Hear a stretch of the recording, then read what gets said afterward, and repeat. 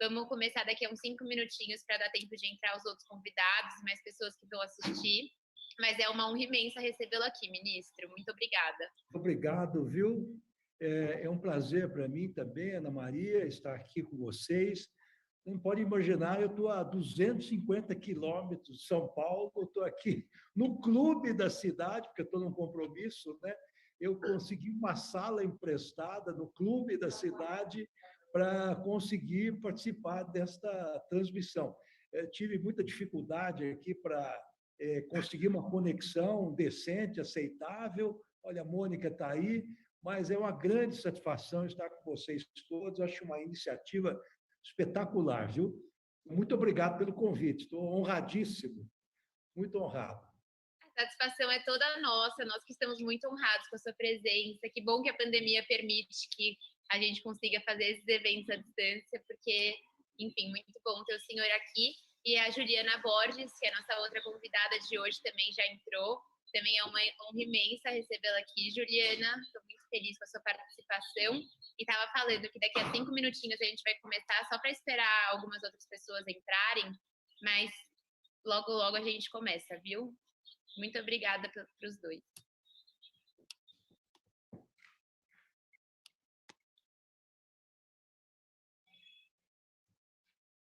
Mas ficou um evento enorme, puxa vida, acompanhando de longe as notícias. Não é fácil, viu, reunir tanta gente em torno de um evento cultural. Parabéns. Muito obrigada, ministro.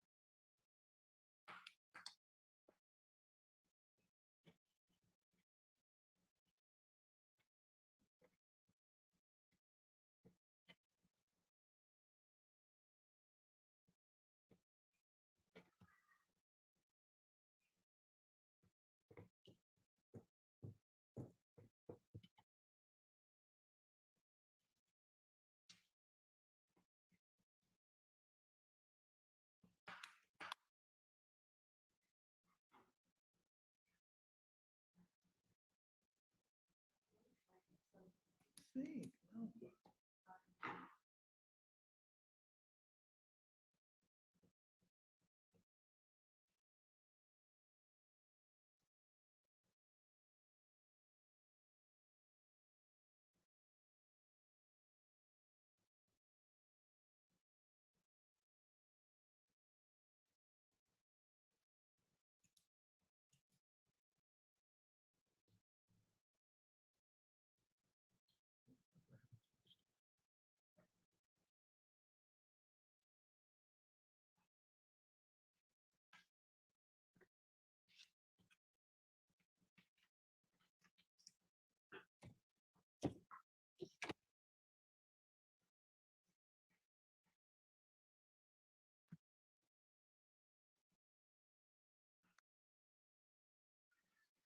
Eu queria já agradecer algumas presenças que estão aqui também com a gente: Beto Vasconcelos, Marco Aurélio Carvalho, o Leandro Raca e o Rodrigo Siqueira, da FENED também. É uma honra ter vocês assistindo aqui o evento. Estamos só esperando a Daniela Lima, jornalista, entrar, porque ela vai fazer nossa mediação, e assim que ela entrar, a gente já dá início ao evento.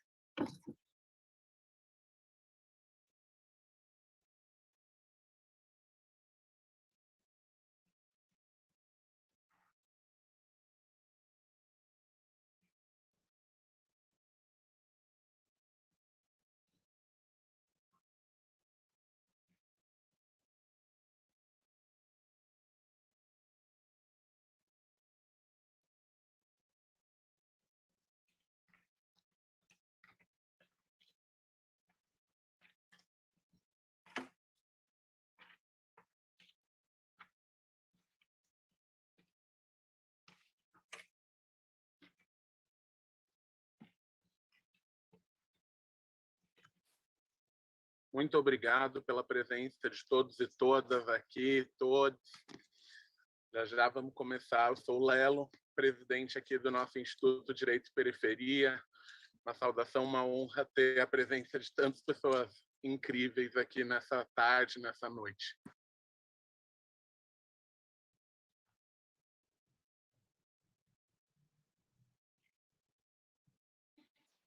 Nossa mediadora Daniela Lima entrou aqui, então acho que a gente já pode começar a dar andamento ao evento. Daniela, é uma honra ter a senhora como mediadora. Muito obrigada pela sua presença. E acho que se tudo bem por você, a gente já pode ir dando início. Tem que liberar o microfone da Daniela.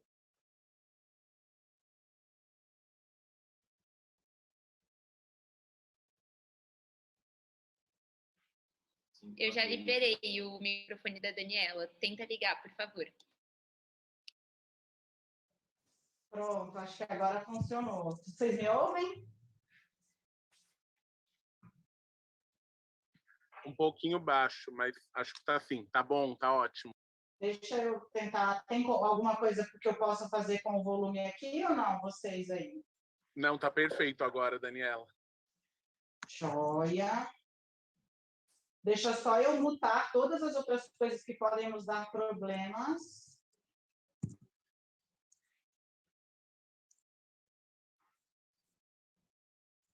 Estou aqui. Só um minutinho. Ana, você me ouve? Sim, tá ótimo o som. Joia, eu quero só checar as pessoas, os parceiros que a gente precisa mencionar. Então, Prerrogativas, o canal do Conde, a Conju, TVT e Jornalistas Livres, é isso? Isso, certinho, Daniela. Eu acabei de reparar, na verdade, que a Deise, que vai fazer nossa intervenção cultural, ainda não entrou. Então, eu vou ligar para ela rapidinho para ela entrar, e daí acho que dá para esperar ainda um minutinho para começar, tudo bem? Tá ótimo, enquanto isso eu vou arrumando tudo aqui. Tá bom, obrigada. Já já a gente começa, gente.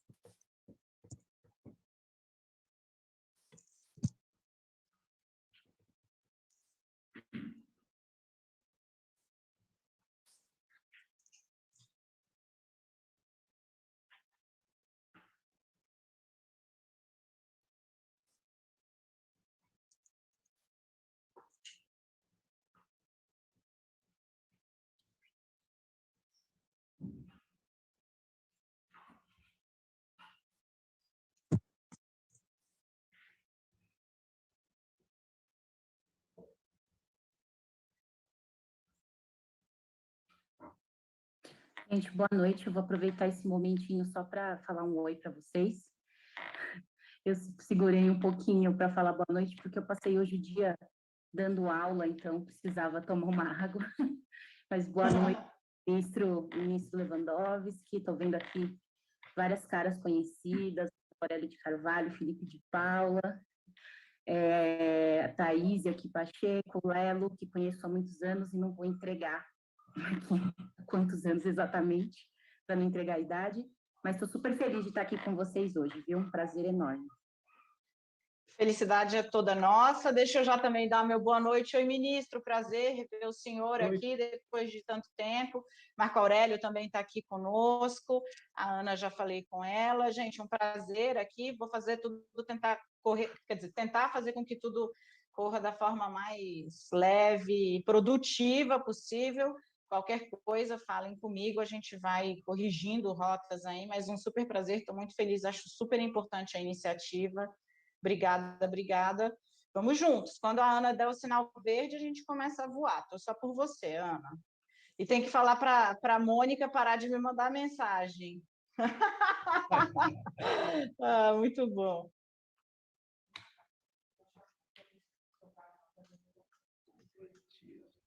A Deise, na verdade, já está entrando, então acho que daqui a menos de um minutinho a gente já consegue começar. Eu aviso a Daniela quando eu ver que ela entrar aqui, tá bom?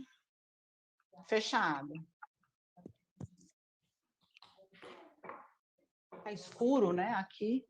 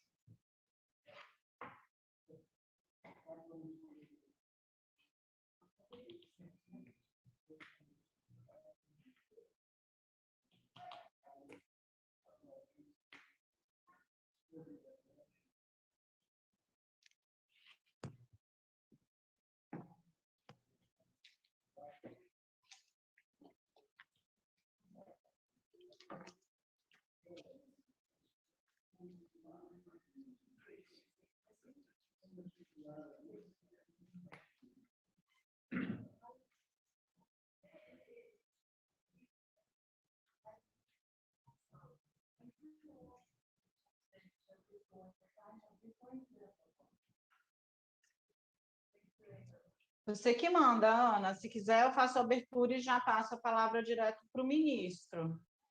Não, eu acho que podemos passar para o Lelo Belém, né, o presidente do Instituto, para ele fazer a apresentação e depois para a Thaís Pacheco também, que é a nossa coordenadora pedagógica, mas a Deise atrasou e como o ministro Lewandowski tem horário, acho bom a gente, enfim, ir passando as falas e quando ela entrar, ela faz a intervenção cultural que ela vai fazer, mas eu queria só aproveitar para agradecer a Juliana Borges, que falou com a gente agora, e queria muito agradecer também o Felipe de Paulo, o Pedro Serrano e o Roberto Picelli, que também estão aqui acompanhando o evento, além da Luana. Muito obrigada, gente. É uma honra imensa receber vocês aqui. Então, vamos lá? Podemos abrir? Só me dá o sinal. Podemos começar sim, por favor.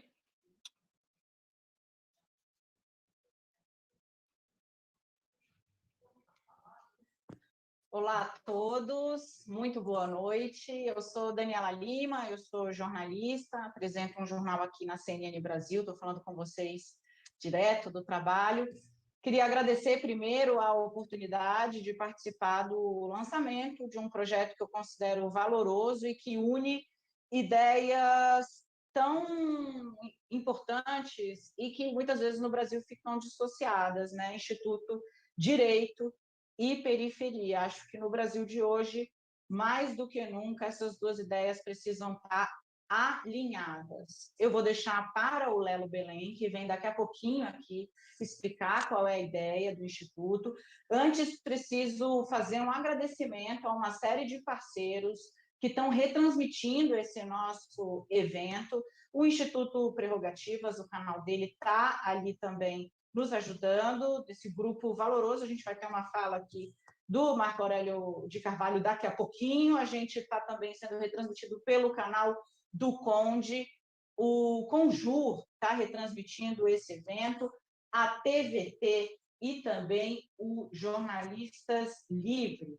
Vocês já veem aqui o nosso primeiro expositor, digamos aqui, assim, dispensa apresentações. Antes de passar para o Lelo, quero dizer que acho que poucas pessoas espelham tanto a ideia que talvez o Instituto queira passar, e por isso é importante. O ministro Ricardo Lewandowski é um ministro que tem um papel muito importante na defesa do Estado enquanto garantidor de direitos no Brasil. A trajetória dele no Supremo deixa isso muito clara.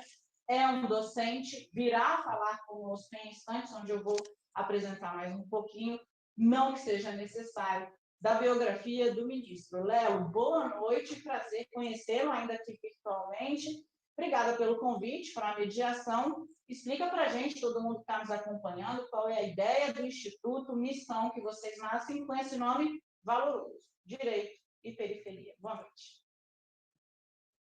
Olá, boa noite todo mundo. Boa noite, Daniela. Boa noite, pessoal. A gente está pedindo para fazer o compartilhamento aqui do nosso documento de lançamento para a gente conversar um pouquinho com cada um e cada uma de vocês nesse primeiro momento.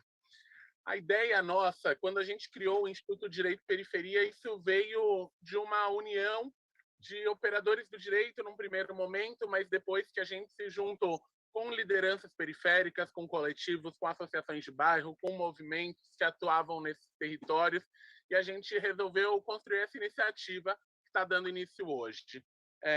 Vai ser muito importante esse momento, para nós é muito interessante contar rapidamente como isso surgiu. No começo da pandemia, todo mundo sabe que a gente viveu uma situação muito grave, muito drástica para o conjunto da nossa população.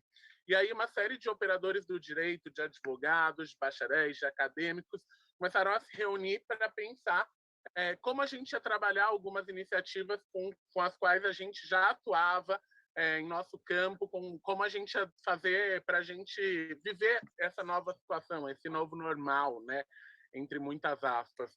E aí começamos a fazer muitas discussões, a auxiliar nos nossos projetos, construir uma rede que trocava informações, auxiliava em projetos, em assessoria, que rediscutia esse novo momento. E aí a gente, dessa ideia, dessa iniciativa, resolveu ter um coletivo mais perene. Um coletivo que foi se juntando até a gente chegar nessa forma, que é uma forma que para a gente não faz sentido ser só uma forma de operadores do direito. Nós resolvemos que era importante estar no mesmo espaço e trazer para esse espaço aqui lideranças periféricas e operadores do direito em conjunto. E acho que é um pouco esse simbolismo do que a gente quer trazer hoje. E aí é por isso que eu tenho muito a agradecer a você, Daniela, ao ministro Lewandowski, que foi meu professor lá na Faculdade de Direito da USP, a Juliana Borges, parceira de caminhadas de tantos projetos em conjunto. Mas para contar um pouquinho mais como a gente articulou esse processo com as lideranças periféricas, eu queria convidar aqui a Thaís, que está na nossa equipe, na nossa direção, que ela chefia a nossa coordenação pedagógica. Vai lá, Thaís, com você agora. Gente, boa noite.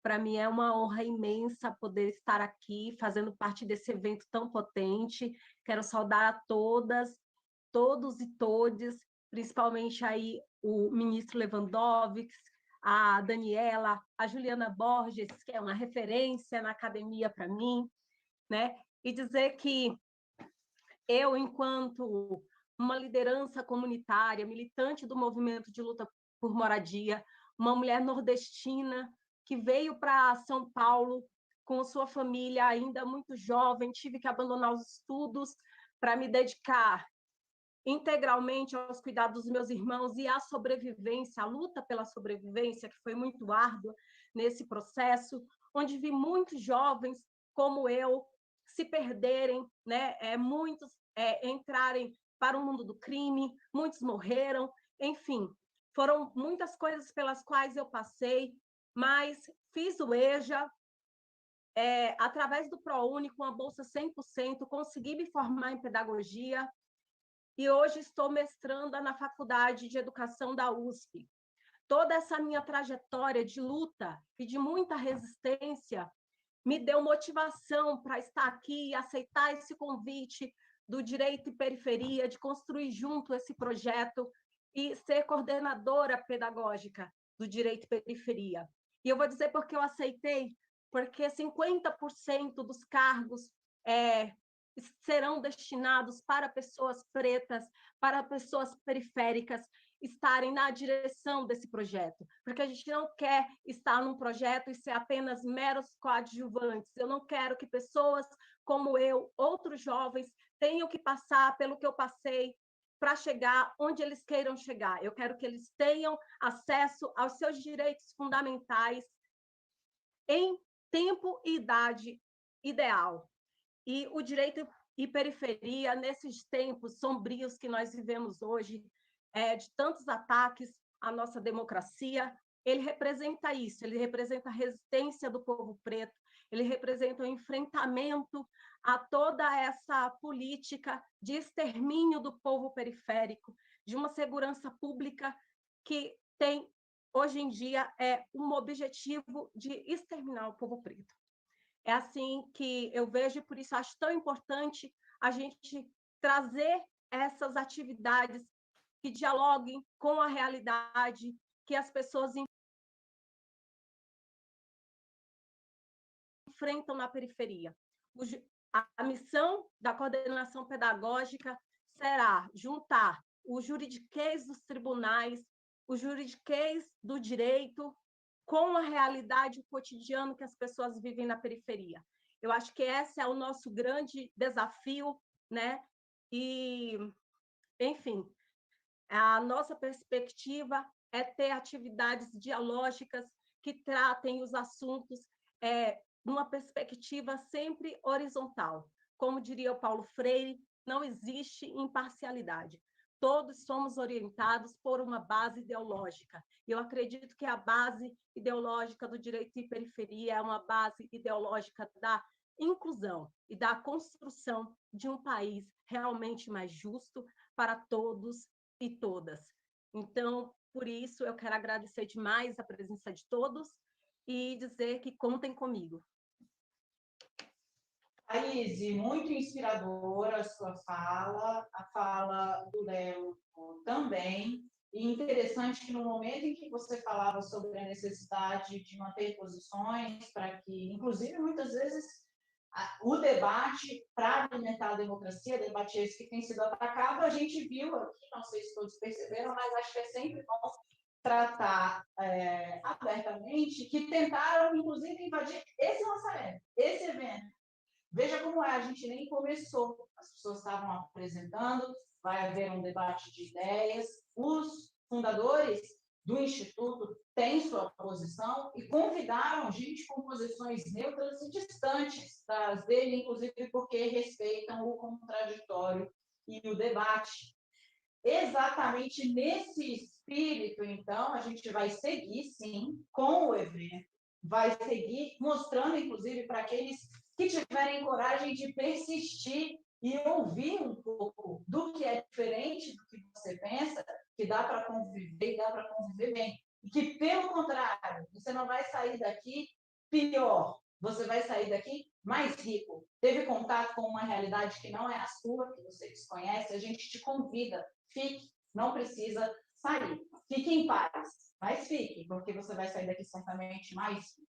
Thaís, eu vou aproveitar, então, a belíssima história que você contou e vou jogar a palavra para ele, que tem horário e que destacou um tempo para vir aqui conversar conosco, para vir aqui explicar, entender, trazer a mensagem dele a respeito de uma ideia, que é a ideia, acho que, matriz aí do Instituto Direito e Periferia, que é um pouco a coluna vertebral da atuação do ministro Ricardo Lewandowski, ministro que não se assusta com o ataque, ministro que presidiu o Supremo Tribunal Federal em um dos momentos de maior tensão política na história recente do Brasil, arcou com a consequência, né, ministro? Se os ataques virtuais fossem todos, o ministro lidou com mais do que isso, manteve posições históricas em defesa do papel social do Estado, inclusive no que diz respeito a empresas estatais,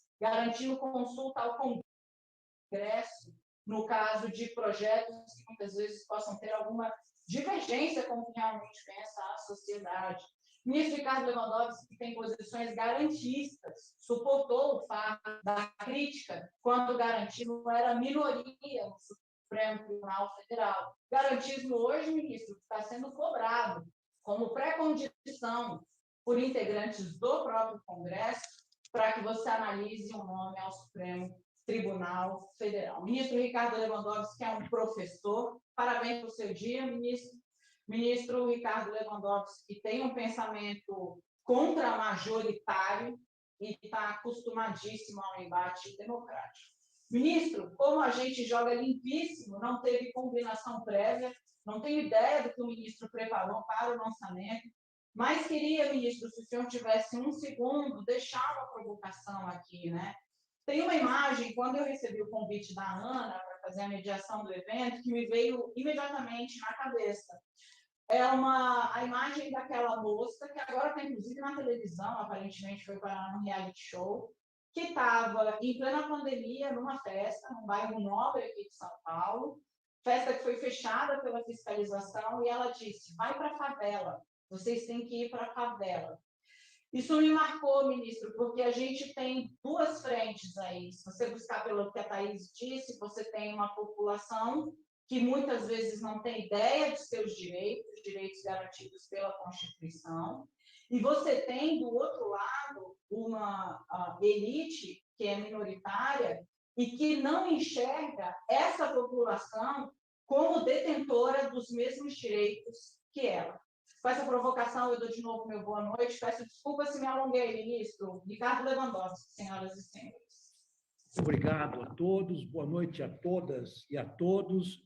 Permito-me fazer um cumprimento formal, como é de praxe, inicialmente a nossa apresentadora, de quem sou fã, admirador de muito tempo, desde os nossos contatos, quando ela trabalhava na Folha de São Paulo. É uma jornalista corajosa, combativa, é uma jornalista absolutamente profissional, que não se afasta da verdade, custe o que custar, e também, como todos nós que defendemos o direito, defendemos a verdade, pagamos o preço, e a Daniela tem pago o preço, sim, todos nós somos testemunhas. E por isso ela só cresce em admiração de todos nós, e tenho certeza que é por isso ela é a âncora deste lançamento que se faz hoje à noite. Então, cumprimentando a Daniela, cumprimento também o presidente Marco Aurélio Polini Belém, cumprimento a diretora de projetos, a Ana Maria Bergamo, a coordenadora pedagógica, Thaís Pacheco, que nos brindou com belíssimas palavras. Quero cumprimentar o presidente da OAB, que não sei se está presente virtualmente, mas está presente no convite, que é também o batonnier da Ordem dos Advogados do Brasil, Felipe Santa Cruz, combativo, lutador em prol da democracia, e o nosso querido doutor Marco Aurélio de Carvalho, diretor do Grupo Prerrogativas, que é um expoente da defesa dos direitos fundamentais, sobretudo dos direitos do cidadão em juízo. Cumprimento também uma personalidade importante, que é a Juliana Borges, que está presente. Sei que existem muitas pessoas que nos brindam com a sua participação, mas, infelizmente, como o tempo é escasso, muitos vão falar, eu também me dispensarei, com a licença de todos, de fazer um cumprimento mais amplo, como deveria ser. Dizer, então, inicialmente, que tem uma grande satisfação mesmo, um grande prazer, uma honra de participar desta importante, inovadora iniciativa, que é o lançamento do Instituto Direito e Periferia, IDEP. E esse lançamento se dá num momento muito importante da história do Brasil e do mundo, onde crescem os antagonismos, crescem os ódios, crescem as incompreensões, em que, lamentavelmente, muitos setores do próprio Estado brasileiro incentivam esse estado de coisas. Portanto, é importante que surjam vozes contrárias, vozes que se oponham a esse status quo, esse modo de se relacionar na sociedade, esse modo com que o Estado desempenha ou não desempenha o seu importante papel. A primeira observação que eu me permito fazer, até como professor de teoria do Estado, há 40 anos, e hoje é o nosso dia, o Dia dos Professores, é uma categoria tão sofrida, é dizer que o direito, infelizmente, como manifestação por excelência da vontade do Estado, ou, em outras palavras, é a própria manifestação da soberania popular, ou deveria ser, ele não alcança todos os brasileiros. Ele não chega a todos os rincões deste maravilhoso país continental que é o Brasil. Quer dizer, e todos nós sabemos, existem bolsões em nosso país onde não há Estado, justamente porque não chega o direito. Isso ocorre especialmente nas periferias, sobretudo as grandes cidades, nas comunidades, não raro dominadas pelo crime organizado, exatamente porque o Estado não chega, o direito não chega, o direito é a voz do Estado. O Estado se expressa por meio do direito. Ele não fala palavras comuns, ele se manifesta pelo direito. E o direito não chega à periferia. É por isso que é, a meu ver, extremamente louvável essa iniciativa, a criação do Instituto, que pretende, justamente, tem dentre os seus objetivos, levar o direito à periferia. Quando o Estado não penetra em determinados bolsões do país, o que acontece? Quando não há direito, não há serviços públicos, não há justiça, não há segurança, não há educação, não há saúde, não há assistência social. Ou seja, aqueles que vivem na periferia hoje estão despojados do quê? Fundamentalmente de sua cidadania. Então, eu tenho aqui comigo que a grande missão que está implícita no objetivo, que está no estatuto constitutivo desse novo instituto, é levar, antes de mais nada, a cidadania à periferia. A cidadania àqueles que nada têm, aos despossuídos. Isto me parece algo extremamente importante. Trata-se, como missão desse instituto, que agora surge, antes de mais nada, incorporar aqueles que estão fora da sociedade à sociedade organizada, ao Estado, à polis, especialmente polis, não é? Como os gregos entendiam há pelo menos 2.500 anos atrás, a polis, que era a sociedade organizada, e da qual todos os cidadãos, pelo menos em teoria, tinham a possibilidade de participar. Então, quero dizer que esta é uma missão, ao meu ver, extremamente nobre, extremamente importante. Levar o direito à periferia significa, antes de mais nada, levar a civilização à periferia. Porque o direito tem, antes de mais nada, claro, o direito tem problemas, o direito nem sempre é feito para todos, o direito é produzido por uma elite, o direito, muitas vezes, mantém privilégios, mas o direito tem, sim, uma missão civilizatória, uma função civilizatória. E aqui entre nós, como nós sabemos, qual é a alternativa à civilização é a barbárie, realmente. E, infelizmente, é preciso dizer, isso todos nós constatamos no nosso dia a dia, a pandemia agravou essa constituição.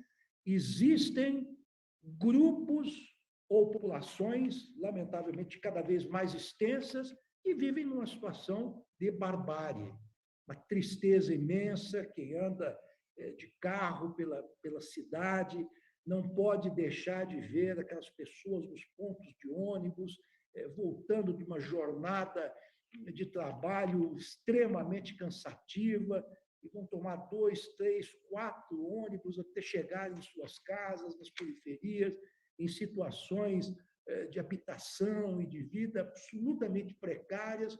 Mas o que nós estamos vendo, antes de mais nada, são pessoas tristes, pessoas tristes. Eu penso que a grande missão que nós temos hoje, claro, ao lado de levar o direito para a periferia, enquanto função civilizatória, é, antes de mais nada, recuperar a alegria das pessoas.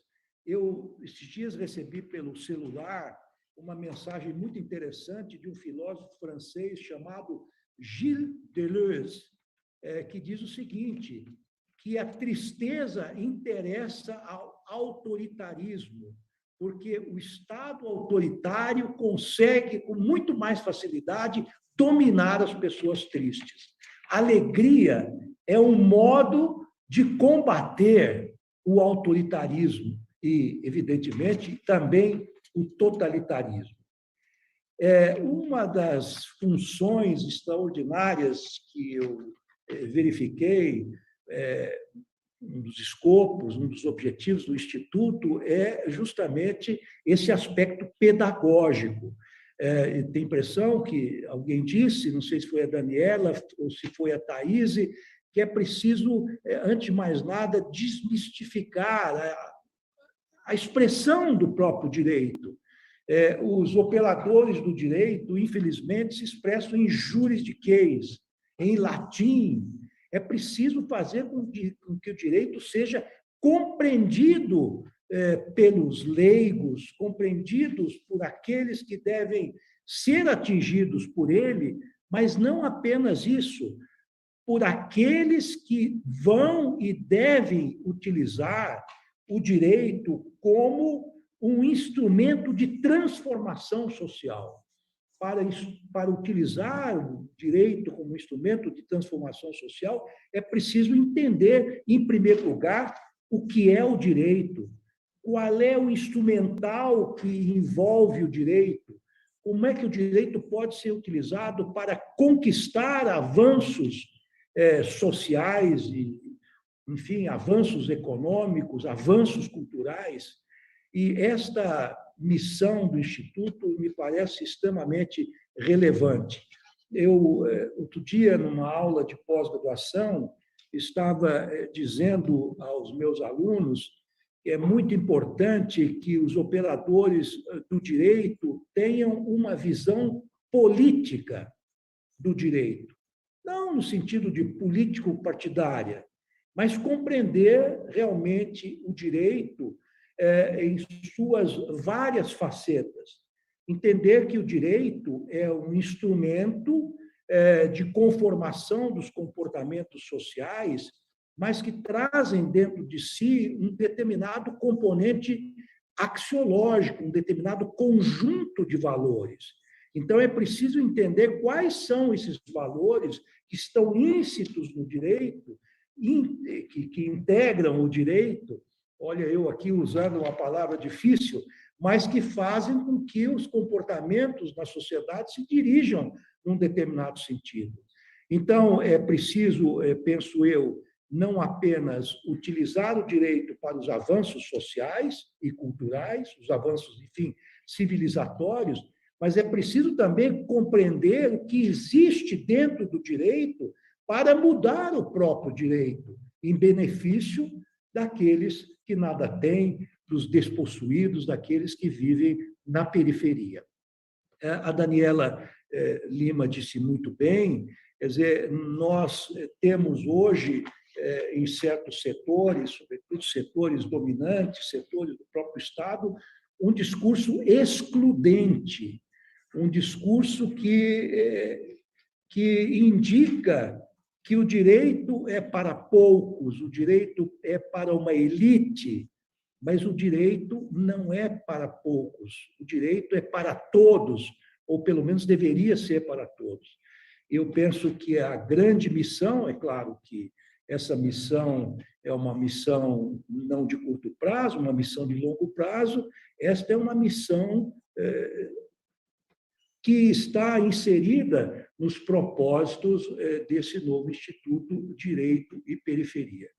Então, são brevíssimas palavras que eu quero pronunciar nesse momento, até para não monopolizar o tempo, mas dizer que auguro, desejo ao Instituto Direito e Periferia muito sucesso, uma longa vida, porque eu tenho certeza que ele se somará a outros instrumentos importantes que os operadores do direito têm para cumprirem a promessa dos constituintes de 88, sobretudo a promessa que está no preâmbulo da nossa Constituição Cidadã, que é a de transformar a nossa sociedade numa sociedade mais justa, mais fraterna e mais solidária.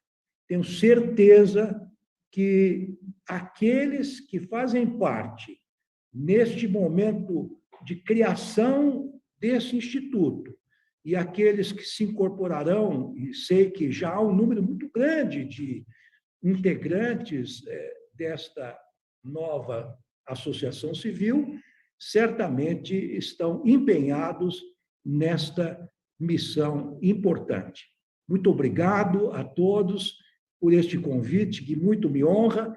Eu vou ficar mais um pouco, porque quero ouvir mais algumas pessoas falarem, mas, infelizmente, depois terei que me retirar.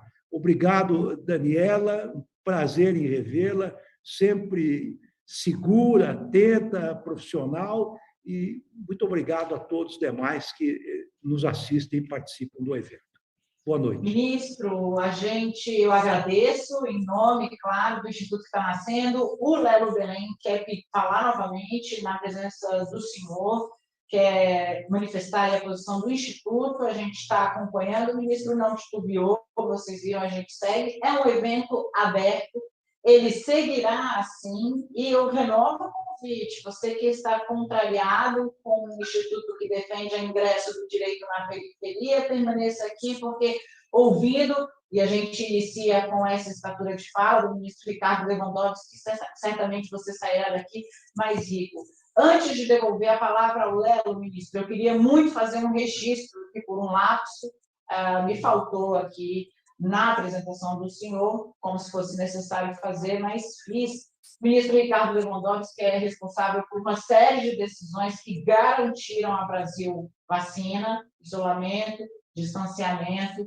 Eu, ministro, como uma pessoa que tem muitos irmãos, pai e mãe vivos, graças a Deus, tios, família, agradeço como cidadã a posição, a defesa que o senhor fez da saúde e do bem, maior bem jurídico que nós temos, que é a vida. Lelo, por favor. Muito obrigado, Daniela, muito obrigado, ministro. Fico muito feliz com essas palavras do ministro, com todos os comentários e essa fala tão importante da Daniela. Queria pedir algumas desculpas para as pessoas que estão aqui, que tiveram que acompanhar no chat ataques, esses processos que são processos que atacam a nossa democracia, né? Atacam o processo em que a gente deveria conviver, ter uma igualdade de ideias, um processo de trocas de opiniões, de livre expressão.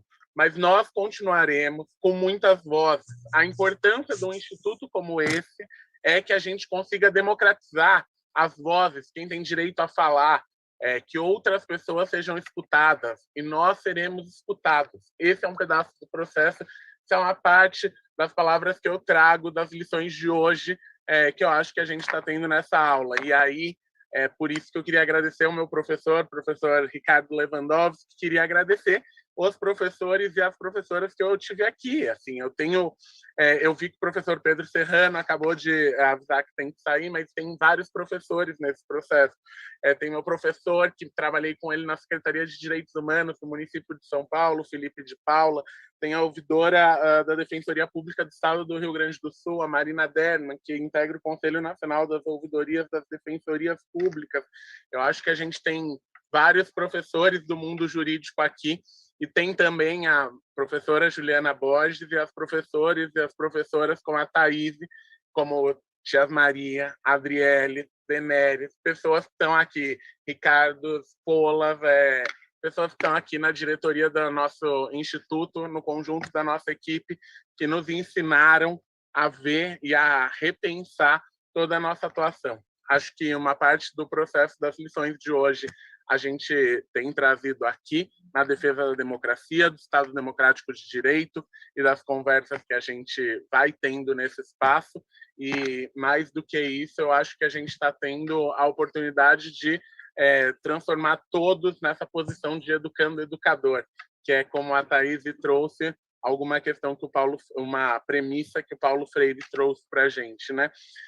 Eu acho também, só para terminar e para devolver a palavra para a nossa mediadora, eu queria só dizer que nós estamos numa situação muito abertos para receber um conjunto de pessoas interessadas, voluntários. Nós vamos fazer isso. Todas as pessoas que estão aqui, que se inscreveram, ou as pessoas que nos acessarem pelo nosso e-mail, direitoperiferia@gmail.com, ou que entrem nas nossas redes sociais, no endereço Direito e Periferia, todos serão muito convidados. Nós atuamos nas diversas áreas do direito, nós trabalhamos com uma série de coletivos periféricos, de associações de moradores, de grupos, de empreendimentos que a gente ajuda a trabalhar, a construir e potencializar esse projeto. Acho que com essas muitas vozes, construindo essa ecologia de saberes, nessa grande rede que a gente tem que formar, nós vamos conseguir garantir o Estado democrático de direito e construir mudanças. Como a gente sempre diz aqui no Instituto, nossa tarefa é ir de casa em casa, de coletivo em coletivo, de quebrada em quebrada, até que a gente consiga construir a mudança em conjunto. Valeu, obrigado, professor, obrigado, Daniela, obrigado todo mundo que está presente nesse momento, obrigado todos os meus professores e professoras que estão aqui, com quem a gente no Instituto aprende todos os dias. Valeu, Daniela. Imagina, Lelo, eu adorei, mas do jeito que ele falou, parece que a gente está indo embora. Mentira, a gente está só começando. E o que vem pela frente é tão bom que o ministro Ricardo Lewandowski, que tem um compromisso, vai seguir aqui um tico mais conosco, gente que defende o Estado democrático de direito. Você pode estar se posicionando em todo o espectro, cabe todas as ideias, da direita até a esquerda. Aqui a defesa do Estado democrático de direito é isso, dialoga-se com tudo, só não se dialoga com quem não quer a democracia. E aí isso é excluído pela própria democracia, um recado que o Supremo vem dando de maneira muito clara em suas decisões. De novo, então, um agradecimento ao ministro Ricardo Lewandowski. Olha só quem chega para conversar com a gente agora. Ela se apresenta como uma mulher que é feminista, que defende, sim, as minorias, os interesses das mulheres, mas também traz um olhar bastante agudo sobre o que é ser negro no Brasil, como funciona o nosso sistema de encarceramento. A gente vai ouvir agora a escritora Juliana Borges. Ela é autora de Encarceramento em Massa e também da obra Prisões, Espelhos de Nós. Não preciso dizer, ela vai chegar em instantes, já atuou no serviço público, atuou ali durante a gestão do ex-prefeito de São Paulo, Fernando Haddad. Deixa eu ver se a Juliana já aparece aqui para conversar conosco. Juliana, deixa uma provocação inicial. De novo, a gente está jogando super limpo aqui com todo mundo, então ninguém combinou nada com ninguém, só tem fera, então vai todo mundo no improviso. Juliana, eu acho o título, né? Você nunca julga um livro pela capa, às vezes o ditado, o chavão, é uma coisa que ninguém consegue derrubar, porque é muito bom, esse é um deles, mas o título do seu livro, do seu segundo livro, esse de 2019, Prisões e Espelhos de Nós, eu acho ele muito provocativo e ele causa uma reflexão imediata. Primeiro, porque acho que fala muito sobre você, uma mulher que é negra, e fala sobre nós enquanto sociedade, né? As nossas prisões estão cheias de pessoas que espelham muito o que nós somos enquanto sociedade. Com alegria e um enorme prazer que eu vou participar de uma conversa com você pela primeira vez. Bem-vinda, Juliana Borges. Olá, boa noite a todos, todas e todes. É um prazer imenso estar aqui com vocês hoje. Eu queria vou cumprimentar algumas pessoas e eu quero que todas se sintam cumprimentadas em nome delas, na figura do ministro Ricardo Lewandowski, que é uma importantíssima referência para todos nós. A Daniela, prazer imenso te conhecer aqui, estar aqui com você hoje. O Marco Aurélio Urini Belém, é até estranho chamar o Lelo de Marco Aurélio, porque nós nos conhecemos há tanto tempo. A Thaís Pacheco, a Ana Maria Bergamo, que fez o convite. E antes de trazer algumas reflexões aqui, dizer que fiquei muito feliz de ver que sou colega de alma mater do professor e do ministro Ricardo Lewandowski na escola de Sociologia e Política de São Paulo, né? Então, fiquei super feliz com essa... Então, vejo que, assim, fazendo uma leve brincadeira aqui, acho que estou no caminho certo, então, né? Estando ali nessa escola. Então, me sinto muito honrada de estar aqui hoje, principalmente celebrando essa importante iniciativa, né? Queria me posicionar aqui, que hoje falo como uma escritora, uma pessoa que pesquisa política criminal, mas fundamentalmente como uma mulher negra periférica, né? Como uma pessoa que tem como perspectiva o abolicionismo penal, mas que sabe que a gente tem passos ainda, né? A caminhar nesse sentido. Então, se a gente conseguir garantir direitos, né, constitucionais, eu já considero um imenso avanço diante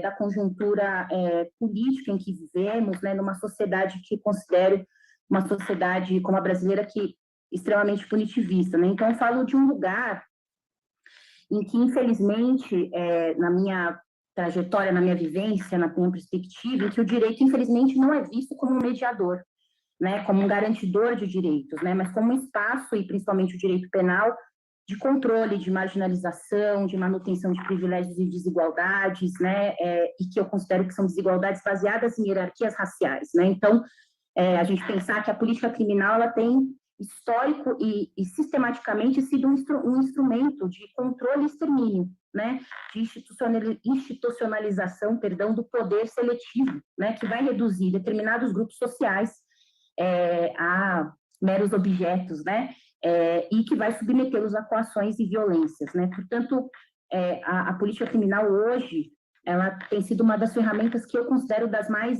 atuantes, né, nesse sistema de dominação pelo qual nós vivemos, que é sustentado, né, pelo racismo, pelo machismo, pelo patriarcado e pelo capitalismo. Portanto, eu considero, inclusive, me preparando para falar aqui com vocês hoje, eu encontrei, inclusive, um artigo do ministro Lewandowski em que ele falava, né, questionava uma sociedade altamente punitiva, né, e nos chamava a esse debate.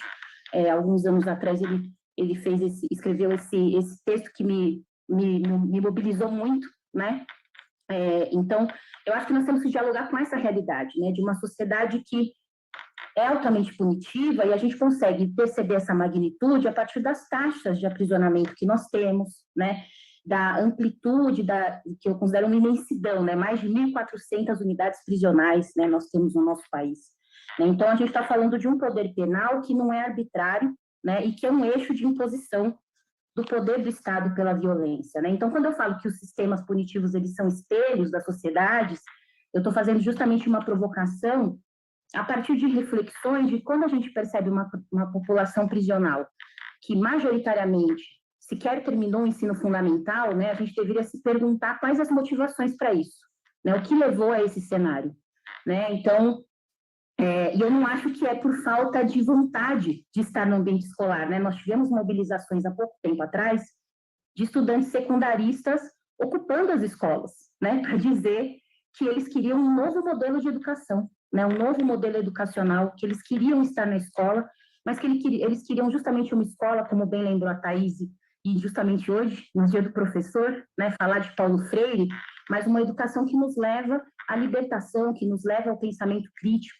Né? Então, quando eu falo que as prisões são espelhos da sociedade, para a gente perceber que essas parcelas que são historicamente marginalizadas, que são sistematicamente controladas, e no que eu considero, né, o sistema prisional como um mecanismo como uma das ferramentas de extermínio da população negra, que nós precisamos perceber essa sociedade extremamente hierárquica, piramidal, de abismos, né, de fossos de desigualdade, em que decisões se pautam por agentes externos, né, por uma lógica e uma ideia de padronização, né, e chamando a atenção de que nós precisamos de espaços mais comunitários, mais horizontais, né, em que todas as partes sejam consideradas em igualdade nesse processo, né.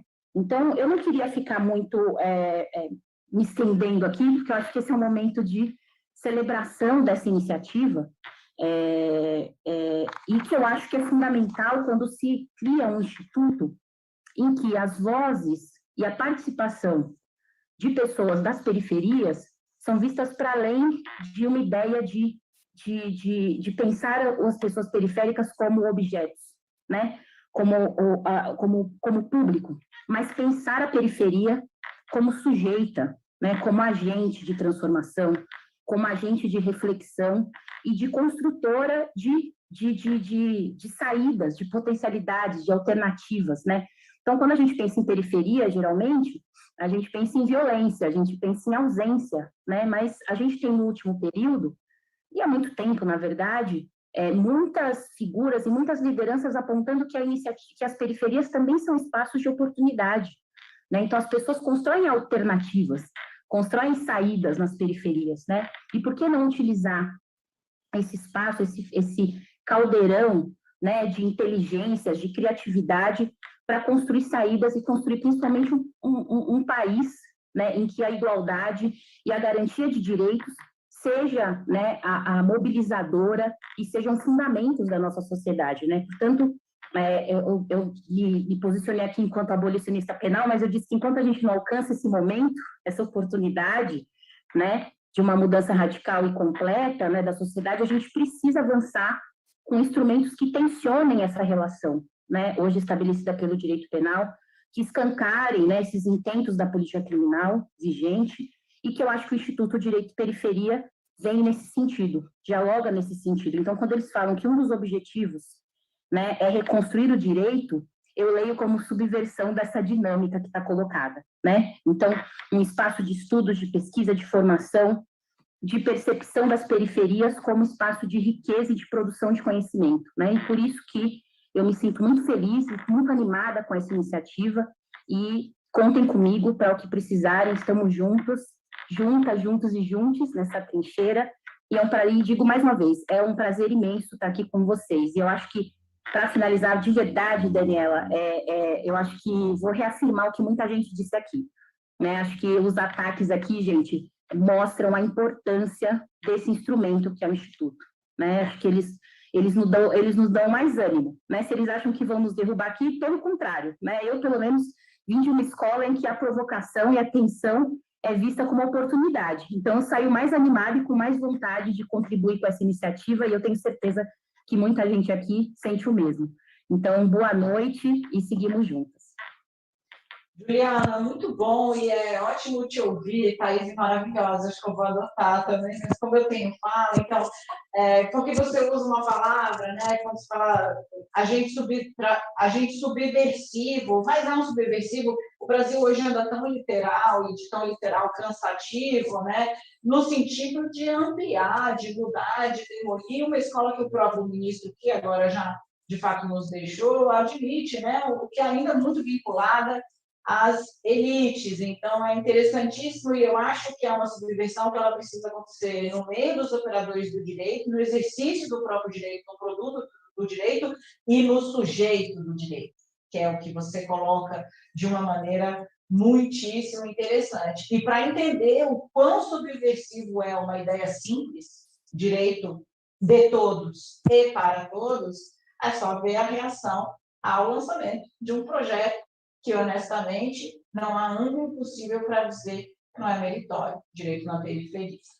Bom, agradeço muitíssimo, Juliana, que falou aqui conosco. Seguimos, então, aqui com a nossa programação. Também vou reencontrar um personagem importante da nossa história. A nossa história é recente, então, foi alvo de um ataque muito incisivo, que entrou para os registros, né, da história, um ataque que o afetou em diversas, digamos, camadas da personalidade, né? Falava de um filho que havia perdido o pai, falava de uma camada política, porque esse pai foi perdido para a ditadura militar, foi assassinado, e também deslegitimando o exercício e a defesa do próprio direito, nesse caso, do direito de defesa, porque ele é ainda, né, presidente de uma das entidades de classe mais importantes do Brasil.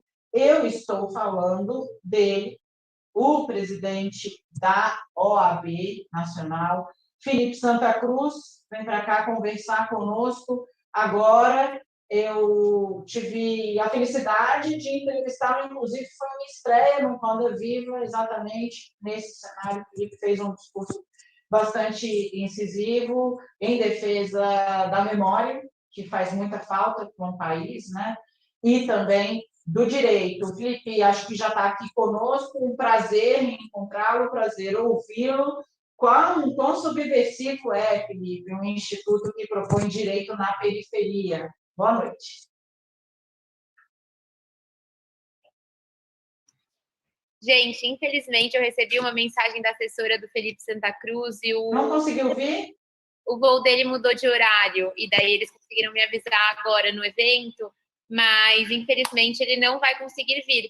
Daí eu acho que a gente poderia agora passar a fala para o Marco Aurélio Carvalho, do Grupo Prerrogativas, para fazer uma saudação em nome do grupo, que é um grupo que a gente se inspira tanto, que a gente admira muito e que a gente fica muito feliz de estar aqui presente e de estar transmitindo nosso evento no canal deles também.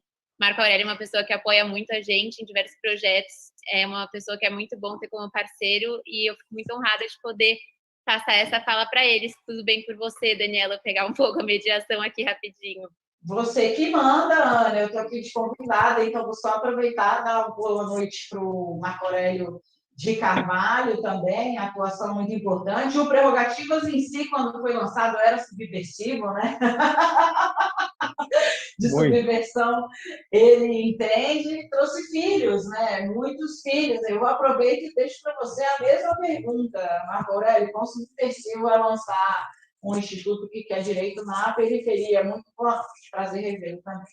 Prazer é todo meu, mais do que um prazer, é uma grande alegria, uma grande honra estar aqui ao seu lado. Daniela, você que é seguramente uma das maiores jornalistas do país, eu tenho o privilégio de te acompanhar há muito tempo e quero, portanto, reconhecer e aplaudir essa sua atuação, né?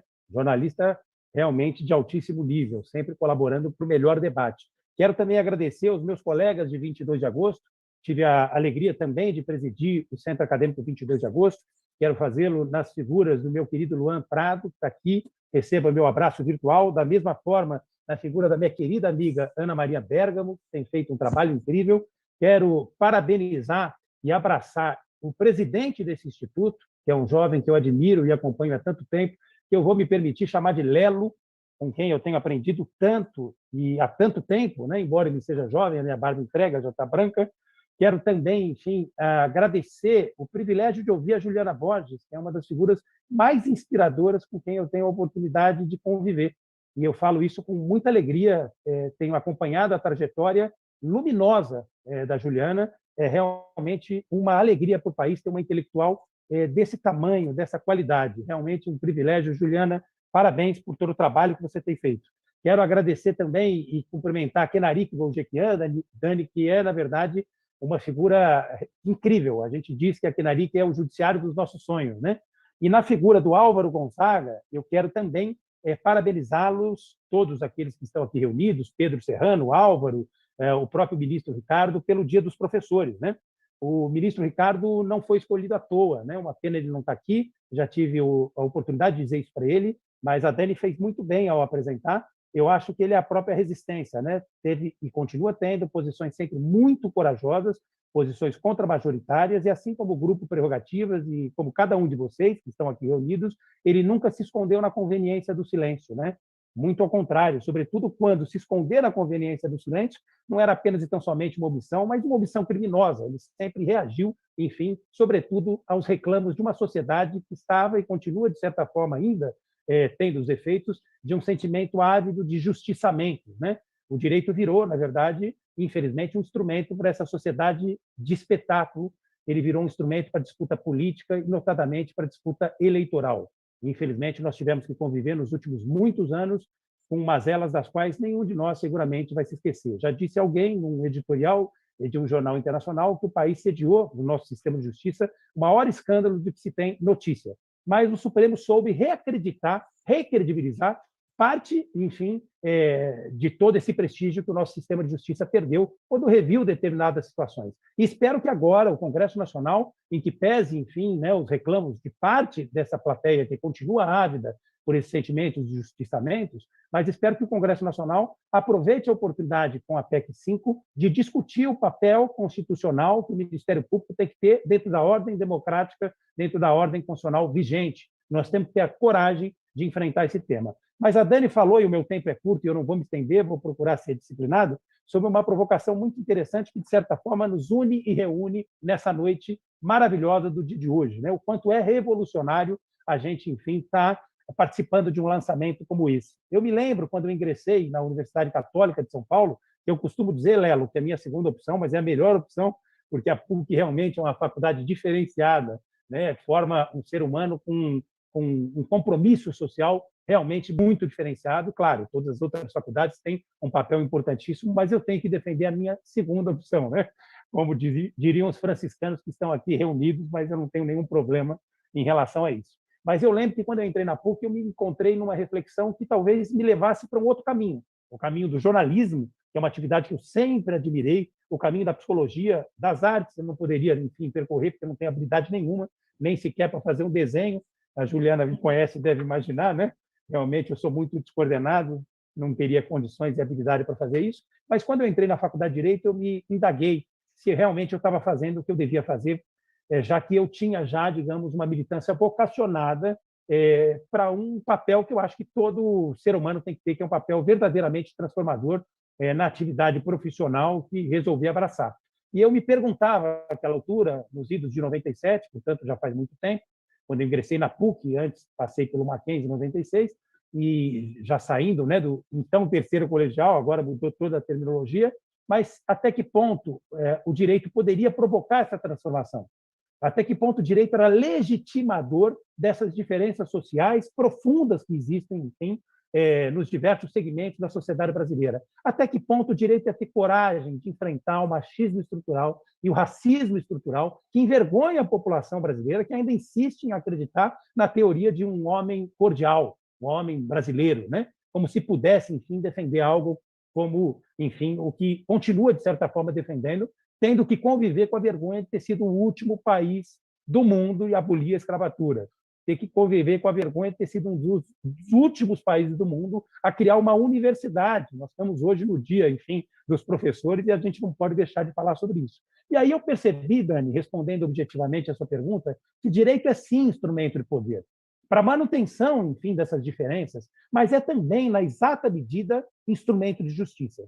E foi exatamente aí que eu passei a perceber que, na condição de advogado, de operador do direito, eu poderia tentar fazer, pelo menos no meu espaço, com a minha militância, alguma diferença. E esse lançamento de hoje me enche de alegria, de orgulho. Eu participei da assistência judiciária do 22 de agosto, à época, fazendo um serviço parecido com esse, exatamente porque é esse sentimento que move o Lelo, a Ana, o Luan e todos os colegas que estão aqui reunidos.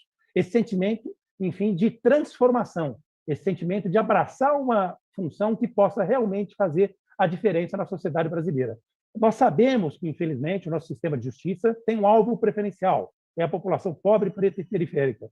Nós sabemos e temos que conviver com as mazelas de um superencarceramento em massa que leva para os presídios brasileiros, que são escolas de criminalidade, essa que é a verdade, mais de 800 mil brasileiros, sendo que quase 40%, a Juliana sabe disso melhor do que ninguém, é formada, na verdade, pelos chamados presos provisórios.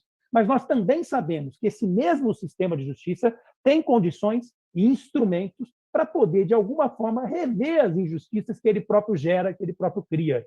Essa é a riqueza do direito. É uma contradição, a bem da verdade, né? Ele cria instrumentos para corrigir as distorções que ele próprio gera, que ele próprio cria, que ele próprio estimula. Mas, enfim, nós temos esses instrumentos e a gente tem que se valer de cada um deles. No momento em que o país chora a morte de 600 mil brasileiros por ações e omissões criminosas de um governo genocida, nós temos que nos apegar a esses instrumentos cada vez mais. O país voltou a conviver com a fome e com a miséria. Amanhã nós vamos ter um dia para comemorar, mas não sei exatamente se é para comemorar, Juliana. É o Dia Internacional de Combate à Fome. O Brasil já conseguiu, num passado recente, erradicar a miséria. Isso foi motivo de muita alegria. A Daniela, jornalista ainda mais jovem à época, seguramente acompanhava essas notícias. Não sei se já publicava algumas, porque realmente é muito jovem, mas o país realmente conseguiu erradicar a miséria. Nós tiramos da miséria absoluta milhões de famílias brasileiras, mudando a realidade de um número enorme de cidadãos, dando oportunidade de famílias, pela primeira vez, comemorarem um diploma. Vejam como isso é transformador, né? Infelizmente, nós voltamos a conviver com a miséria, com a fome, e isso nos envergonha e entristece muito. Então, para encerrar, no dia de hoje, eu vou com certeza dormir com a cabeça tranquila, porque eu tenho companheiros valorosos com quem eu posso contar para tentar, de alguma forma, promover essas transformações.